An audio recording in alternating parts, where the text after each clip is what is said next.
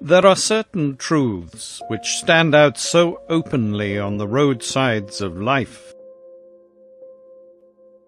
that every passer-by may see them. Yet because of their very obviousness, the general run of people disregard such truths, or at least they do not make them the object of any conscious knowledge. People are so blind to some of the simplest facts in everyday life that they are highly surprised when somebody calls attention to what everybody ought to know. All the innumerable forms in which the life urge of nature manifests itself are subject to a fundamental law. One may call it an iron law of nature, which compels the various species to keep within the definite limits of their own life forms when propagating and multiplying their kind. Each animal mates only with one of its own species. The titmouse cohabits only with the titmouse, the finch with the finch, the stork with the stork, the field mouse with the field mouse, the house mouse with the house mouse, the wolf with the she-wolf, etc.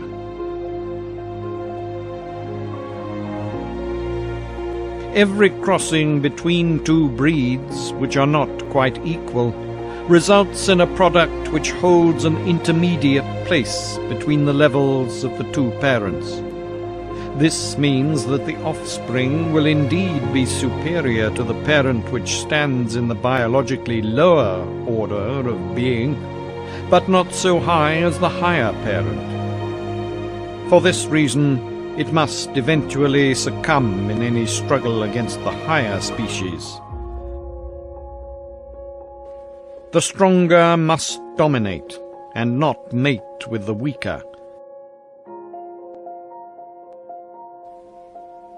This urge for the maintenance of the unmixed breed, which is a phenomenon that prevails throughout the whole of the natural world, results not only in the sharply defined outward distinction between one species and another, but also in the internal similarity of characteristic qualities which are peculiar to each breed or species.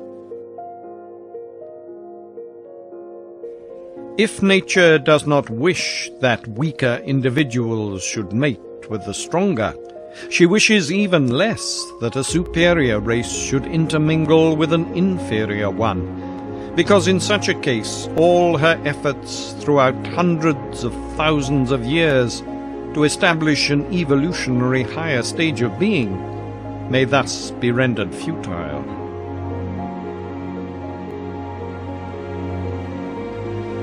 If we review all the causes which contributed to bring about the downfall of the German people, we shall find that the most profound and decisive cause must be attributed to the lack of insight into the racial problem, and especially in the failure to recognize the Jewish danger. By neglecting the problem of preserving the racial foundations of our national life, the old empire abrogated the sole right which entitles a people to live on this planet. Nations that make mongrels of their people, or allow their people to be turned into mongrels, sin against the will of eternal providence, and thus their overthrow at the hands of a stronger opponent cannot be looked upon as a wrong, but, on the contrary, as a restoration of justice. If a people refuses to guard and uphold the qualities with which it has been endowed by nature, and which have their roots in the racial blood, then such a people has no right to complain over the loss of its earthly existence. Everything on this earth can be made into something better, provided always that the racial blood is kept pure. But the loss of racial purity will wreck inner happiness forever. It degrades men for all time to come, and the physical and moral consequences can never be wiped out.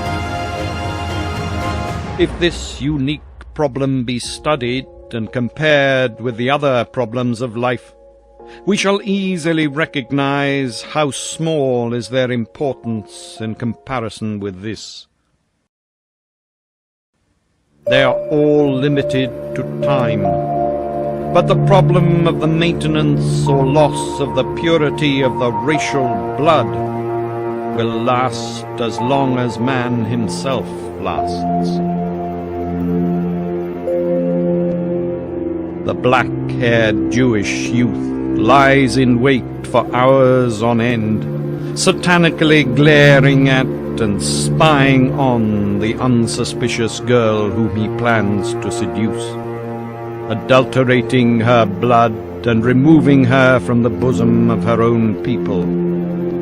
The Jew uses every possible means to undermine the racial foundations of a subjugated people. In his systematic efforts to ruin girls and women, he strives to break down the last barriers of discrimination between him and other peoples. The Jews were responsible for bringing Negroes into the Rhineland, with the ultimate idea of bastardizing the white race which they hate, and thus lowering its cultural and political level so that the Jew might dominate. For as long as a people remain racially pure and are conscious of the treasure of their blood, they can never be overcome by the Jew.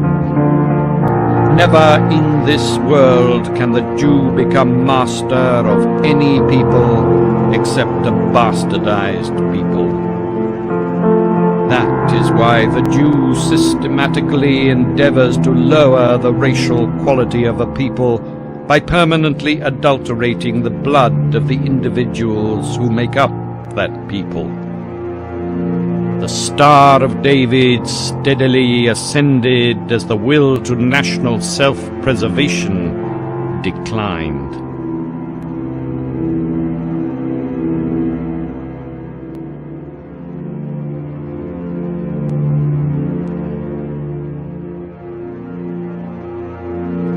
Der kostbarste Besitz auf dieser Welt aber ist das eigene Volk. Und für dieses Volk und um dieses Volk wollen wir ringen und wollen wir kämpfen und niemals erlahmen und niemals ermüden.